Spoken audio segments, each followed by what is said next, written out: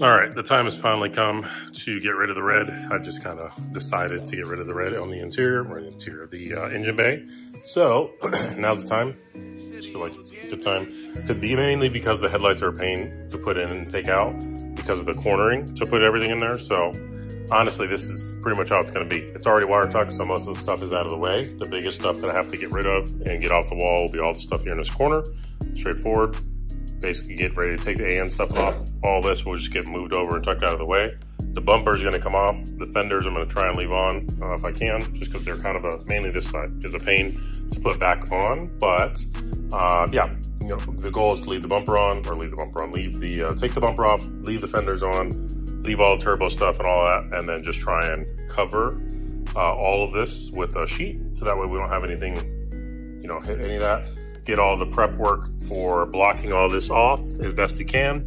And then I really wanted to take all of this stuff off before I painted the bay, but this is gonna be a temporary fix, temporary bay paint, I guess, so to speak. In order to really do it, I gotta take all this stuff out just to do it properly, fill all the holes, all that stuff. But for now, this will do, just to get rid and hide the red as it is. But yeah, we'll kind of get all this stuff started, and then we'll kind of talk more once we get through it. Your reasoning to have a catch can? Yuck. Crazy full too. Oh. That was probably when I blew my head gasket. Probably should have taken all that out before. All right, the time is now to finally get this stuff, all this red, out of here ideally. So we're gonna go with the citrus strip to try and just clean it all up. Basically just gonna put it on thick, let it sit, I think, for a few hours. You can let it sit for over 24 hours, I believe, too. And then you should be able to just scrape it off. Good example is this area right here, where I let it sit for about 24 hours, and I just scraped it right off. So works out pretty well. Same with the area over here. So I'm hopeful that I can do this again without needing to spray a bunch of stuff, whatnot. I'll wipe all this fiberglass and stuff down, but otherwise, yeah, should be good to lay this on.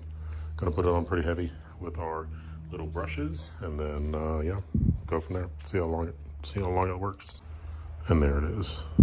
After 30 minutes up to 24 hours, scrape a small test area, see if it works. So we'll pretty much leave this on overnight, get to it in the morning, scrape a little bit off, see where we're at.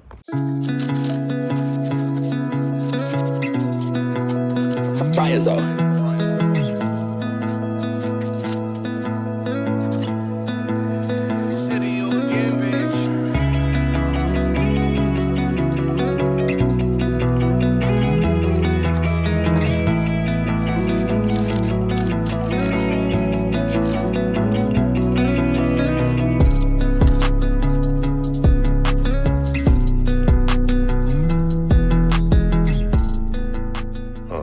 Prepped as we're going to be for just laying this part of it down. We'll put some covering for everything else after the fact, but for now, this will do.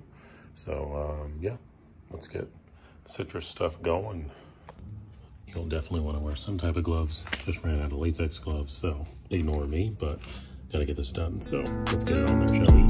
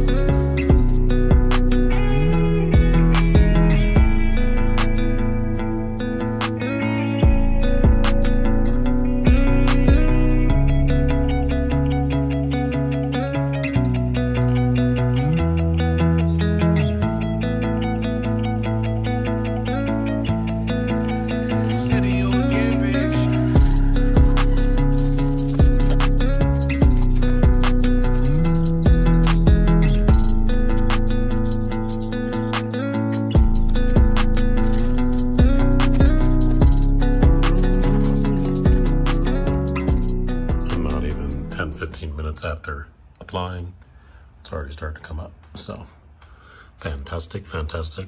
Still got some hours to go, so we'll see how it looks tomorrow morning. Until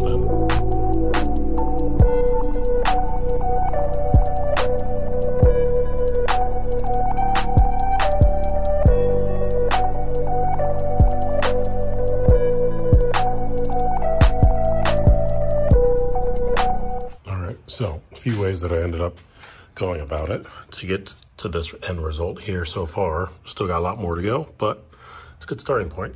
I used the plastic razor. Didn't really work very well. I mean, if it was sharp, it worked, but as you imagine, it dulls out over time. So it takes a little bit of time, elbow grease, some muscle to get through it.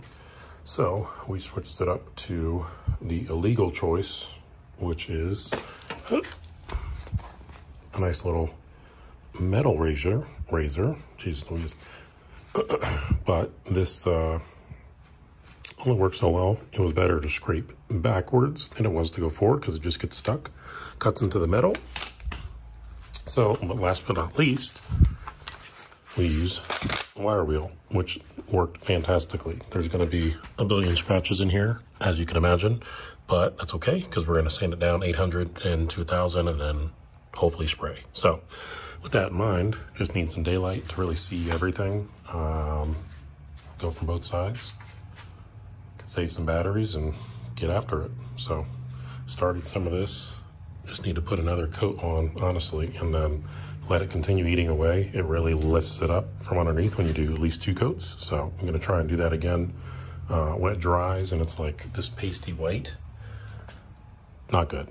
Doesn't really do much, doesn't really help. Not a real big benefit. Sometimes you can see it raise up a little bit, but even then, it's not the best. So, but yeah, we'll lather it up again, go after it tomorrow, see how far we get. All right, progress so far. It's been 2 days, kind of going at it. Not really showing you the video part of it because it's just me sanding and grinding away a bunch of stuff. But yeah, it's going pretty well. The best thing I can tell you, if you're going to use the citrus stuff, is put it on there, give it maybe 30 minutes to an hour, and then start scraping it off, essentially, or wire wheeling it off. That seemed to make it as easy as possible to where it can give you like a smooth cut into the paint. So that worked out really, really well. But I'm just trying to get small stuff. I'm going to try and do some stitch welding here with some of this stuff. Or any of the seam sealer stuff that was there. Going to try and attach some welds instead. So still got some more to go. Get rid of. Some sections are going to be a little harder than others, as you can imagine. But hey, we're working with what we got, right? So we'll see how far we can actually get into everything. Assuming it all gets taken down on the backside, I don't think we're going to be able to get too low when it comes to all this, but I know we'll be able to get the upper spot. And then when it comes time to paint, we'll probably just have to cover some stuff up in a different type of way, some cardboard or something along those lines. But overall, still moving through it. And then hopefully, yeah, in short time period, we should be able to get this cleaned up, painted, and go from there. So we're going to try and get as much red off as we can. I doubt I'm going to be able to get everything. Again, this is just going to be a temporary paint job. So we can really just get rid of the red because I'm tired of seeing the red everywhere. This is the only place that it's left. So we'll get this, I'm jibber jabbering, as Taylor says, so we can get this out of the way. Let's get to it. All right, current position, day 3, day 4, just kind of cleaning up little bits and pieces, but everything's pretty much done. I need to sand everything down so that way I can actually spray it and clean all the dirt, dust, and all that nonsense off. But aside from that, yeah, just need to take some stuff off, sand it down, and then we can finally get to spraying some stuff off. So it's going to take some time. Let's get to it.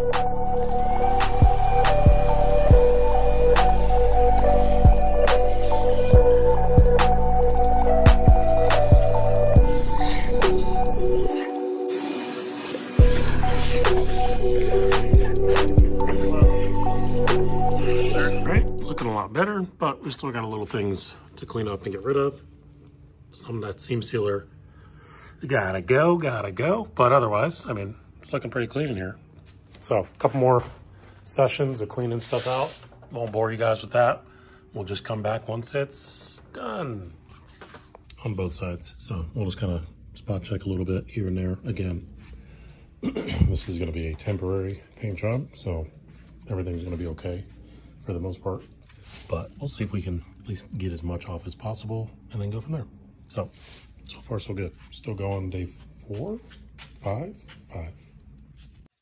All right, after sanding a bunch yesterday and getting obviously a bunch more seam sealer out, we're gonna keep all the seam sealer here because I don't plan on doing anything back there. It's really just gonna be this going forward. So we'll pretty much just vacuum as much out as we can. And then, yeah, see if we can't start stitch welding some of this see if that's even going to be possible within my caliber of welding skills. But yeah, let's just try it out, see if we can't do it. My long-term goal, well, I won't say that. You will see one day. But at least right now, we'll just try it out.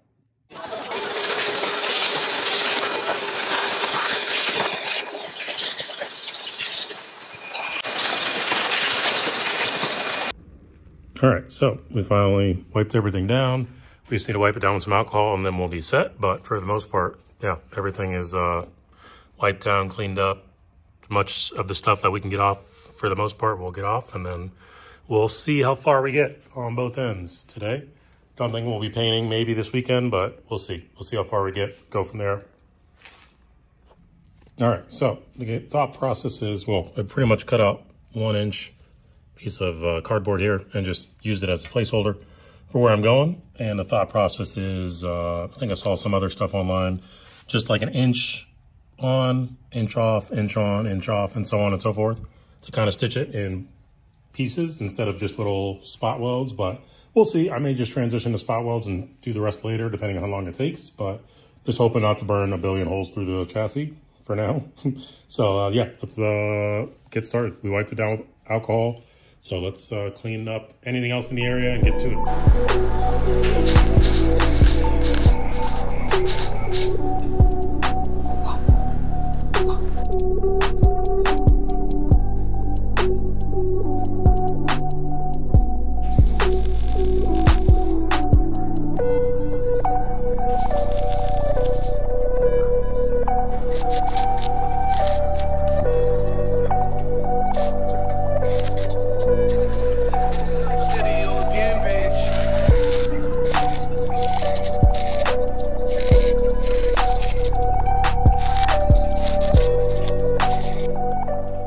Welds could be better, I think, mainly because of the source of where my ground is going to be, or is. It's basically been off of this. It's been up here. It's been all over the place. It hasn't really been a good source for anything. So I'm going to try and use the engine block to kind of help with some of that spottiness, because it's just popping all over the place. Pop, pop, pop, pop, pop. So, but yeah, we're going to grind some of this stuff down for now, just to get it kind of flush and look a little bit better. I'm waiting for another wire wheel to show up. The one I have now is having some problems. It looks like it unwinded at some point, rewound, and caused some tension. It keeps snapping. So we'll just get a new wheel. It's 30 bucks, keep it moving. And then, yeah, we'll get the rest of this stuff stitched well together and keep it moving. So for now, let's grind some stuff down and keep it going.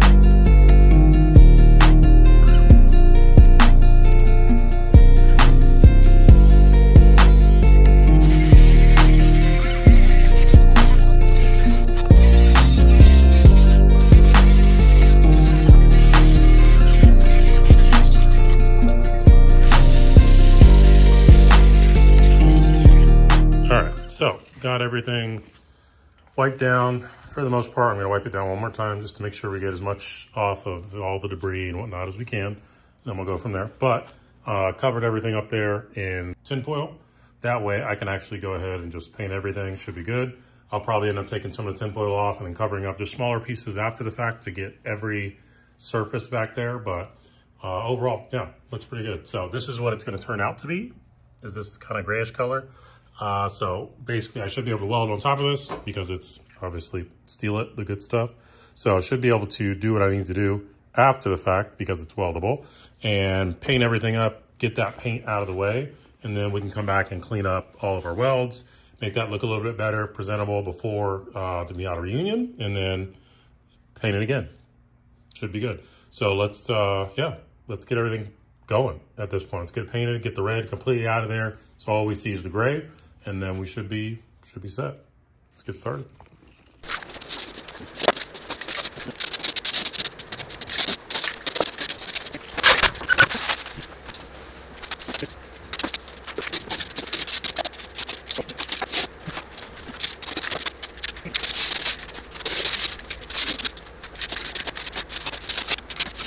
All right, we have it all painted up. It looks fantastic, minus the welds. The paint itself looks great. I mean, and it's already dry, which is the best part, you know what I mean? So this, I had to use this to get all the wires out of the way. Some of the wires are painted, not really worried about that, but yeah, I had to use this whole contraption just to get and hold some of the stuff up. But overall, very, very happy with how steel it came out.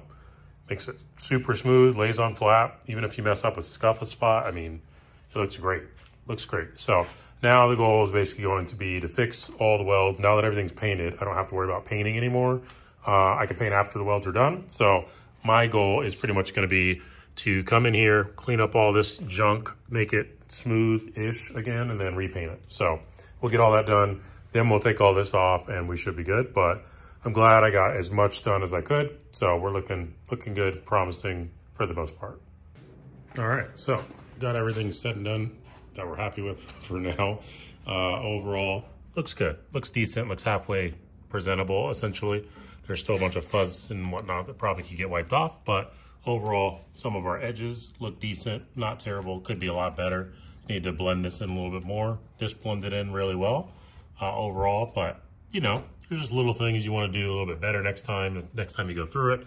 So that'll be when the motor's out and I can actually take my time to go through it all. But for now, the red's gone, which is the biggest achievement. That was the overall objective, is to get rid of all the red. So now that we've gotten rid of all the red, made some booger welds and whatnot, but we're learning. That's part of it, right? That's what this whole thing's all about.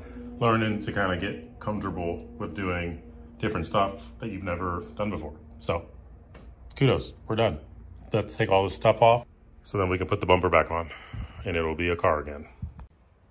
Now you see it.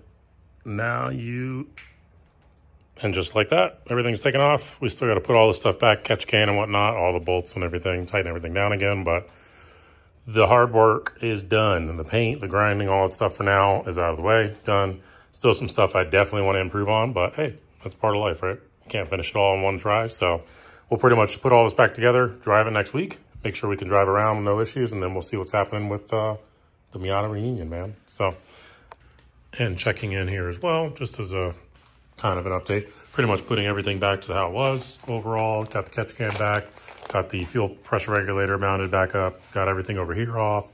I still need to hit a couple spots that I can see with some red, just right over there. It's really hard to get those areas with everything still in, so difficult part. But yeah, still need to mount this on, get the headlights and bumper back on. I'm waiting for something for the bumper to kind of prevent all the scraping and scratching that I know is going to happen, especially on a super long road trip, which has already happened just leaving the garage. So pretty much going to get some stuff underneath, so that way I can prevent this from just getting absolutely destroyed. Initially, I don't know if I'm going to use wood or something, but something's got to happen because it's just going to get destroyed at the end of the day. But aside from that, took the flares off, as you can see, so we can get those wrapped up in the fender flare edge trim. So that way we don't have all this just cut into the paint at all. It's pretty much just going to be a rubber guard that prevents any type of rain or anything from getting further down. Kind of just goes around it. So I put this on with the Tuckin 99 flares. So same exact thing I'm doing now. So I'll take those off, cover those up, put them back on, and then we'll be set. So let's knock that out real quick, shall we? All right, so we finally got to the point where we got some E85. The car's looking good again, back to normal. Here, let's give you a quick view of it all. Looking good. Everything's back together again as it should be. So now it's really just gonna be putting some E85 in the tank, since this is basically on E right now.